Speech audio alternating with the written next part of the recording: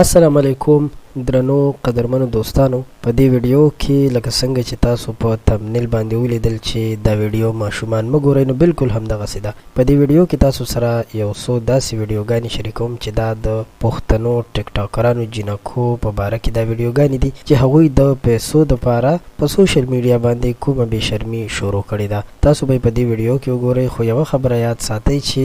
زموږ د ویډیو جوړول مقصد هیڅکله هم دا نه وي چې د یو چا په شخصیت باندې ستغې خبرې وکړو یا یو چا پسې بد رد ووایو، بلکې زموږ مقصد دغه وي چې هر مور پلار د دې حالت نه خبر شي چې په سوشل میډیا باندې څه شروع دي. که تاسو ته معلومه وي په سوشل میډیا باندې یو څو پښتنې ټیک ټاکرانې جنکۍ چې هغوی داسې بې شرمي شروع کړې ده چې په سوشل میډیا باندې هغوی د کوینز په نوم باندې په یو طریقه پیسې ګټي او په دغه پیسو ګټلو باندې ځان سره ځوان نسل هم بې لارې کړی دی، ځکه چې هغوی هر قسم بې شرمۍ ته ملا تړلې ده او ځوان نسل ځوان کول چې کله دا شي ځان ګوري نو د هغوی بیا دغسې احساسات وي لکه څو ورځې وړاندې چې د حسنین په نوم باندې یو کس خپل مور پلار باندې ډزې وکړلې. د زیباګل یا شیرین دراني یا سندل خټک او داسې نور یو څو دي چې هغوی په دغه اپلیکیشن باندې راځي لایف ګپ شپ لګوي او بیا خلک چې هغوی ته کوینز ورلیږي نو هغوی دغه ګروپ جوین کولی شي چې په دې طریقه باندې بیا دوی ته